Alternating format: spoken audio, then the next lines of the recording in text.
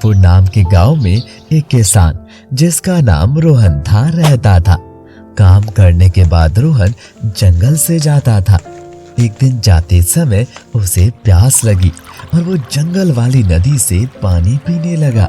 रोहन ने देखा कि एक हिरन दर्द से करा रहा था। रोहन को बहुत दया आई। उसने फौरन से जड़ी बूटियां लाकर उस जख्मी हिरन को लगाई। तभी उसे एक आवाज आई, रोहन, रोहन। ये सुनकर रोहन इधर उधर देखता है मगर उसे वहां कुछ भी नजर नहीं आता। रोहन डर जाता है। तभी वो हिरन एक खूबसूरत परी में बदल जाता है। रोहन, मैं तुम्हारी दया देखकर बहुत खुश हुई। मेरी बहन को एक जादूगरनी ने कैद कर लिया है। क्या तुम मेरी मदद करोगे? हाँ, मैं जरूर मदद करूंगा। मुझे बताइए, मैं कैसे आपकी मदद करूं? वैसे भी इंसान तो वही होता है जो दूसरों की मदद करे। परी रोहन को कहती है, ये लो, ये सामान तुम्हारी मदद करेगा। यहाँ से सीधा चलते जाओ। तुम्हें एक जगह 3 रास्ते नजर आएंगे। उनमें से बीच वाले रास्ते पे चले जाना। आखिर में एक बड़ा सा पेड़ नजर आएगा। उसमें एक दरवाजा है, वहाँ अंदर चले जाना। वहाँ बहुत सा खजाना है मगर उस पे एक बहुत बड़ा सांप है। उसके सामने तुम इस पोटली से चूहा निकाल कर रख देना। सांप इस चूहे के पीछे चला जाएगा और तुम इस खजाने पे ये मिट्टी डाल देना तो वो छोटा हो जाएगा। उस खजाने को और वहाँ एक संदूक मिलेगी। उन दोनों को जल्दी से लाकर गुफा के जरिए बाहर आ जाना। मैं यहाँ तुम्हारा इंतजार करूंगी। रोहन बिल्कुल वैसा ही करता है और खजाना और संदूक लेकर बाहर आ जाता है। ये रहा खजाना और संदूक। अब बताइए, इसका क्या करना है?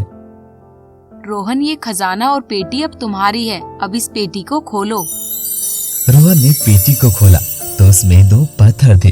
रोहन ने उन पत्थरों को आपस में रगड़ा तो वहाँ एक जिन हाजिर हुआ। ओ हा हा हा हा हा, क्या हुक्म है मेरे आका?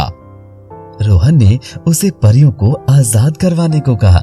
जिन परियों को आजाद करवा लाया और परी खजाना और पेटी रोहन को देकर अपनी बहनों को लेकर वहां से चली गई।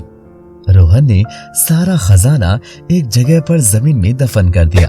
उसके बाद वो पेटी को अपने साथ ले गया और शहर से जाकर कुछ अच्छा कपड़ा खरीदा और उसके बाद एक बड़े से होटल के सामने एक बड़ा सा घर ले लिया। रोहन ने होटल के मालिक से दोस्ती कर ली और अब वो उससे शहर के बादशाह के बारे में पूछने लगता है। मैंने सुना है बादशाह की एक बेटी भी है जिससे कोई नहीं मिल सकता, क्योंकि बहुत पहले ये कहा गया था कि राजकुमारी की शादी किसी किसान से होगी। उस राजकुमारी से मिलना ही पड़ेगा। रात में वो जिन को हुक्म देता है कि वो शहजादी को उसके पास ले आए। जिन शहजादी को ले आता है, राजकुमारी सच में बहुत ही सुंदर होती है। रोहन शहजादी के आगे अपने घुटने टेक देता है।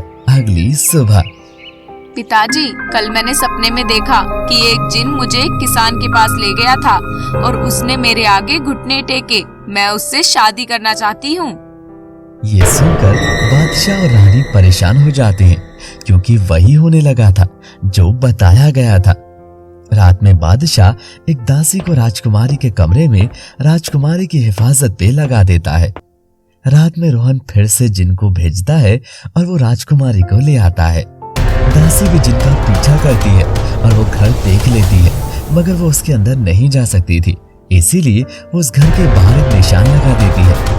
जिन ये सब देख लेता है और सारे घरों पे निशान लगा देता है। जब राजा अपने सिपाहियों को लेकर आता है तो सारे घरों पे निशान लगा होता है। रानी बहुत चालाक होती है। वो राजकुमारी की जेब में पत्थर रख देती है। अगली रात सारे पत्थर रास्ते में गिर जाते हैं और रोहन को पकड़ लिया जाता है। इसे कल सुबह सारे दरबार के सामने फांसी दी जाएगी। अगले दिन सब फांसी का मंजर देखने के लिए दरबार में मौजूद होते हैं। होटल का मालिक भी वहाँ होता है। रोहन उसके कान में कुछ कहता है। अगर तुम मुझे मेरी पोटली ला दो तो मैं तुम्हें बहुत सारे सोने के सिक्के दूंगा। होटल मालिक भूख के जाता है और वो पोटली लाकर दे देता है। बादशाह सलामत, मरने से पहले मेरी ख्वाहिश है। बोलो, क्या चाहते हो?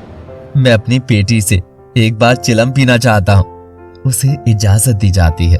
रोहन पेटी खोलता है और पत्थर रगड़कर जिन को हाजिर करता है और सबको गिरफ्तार कर लेता है। ये सब देखकर बादशाह हैरान हो जाता है।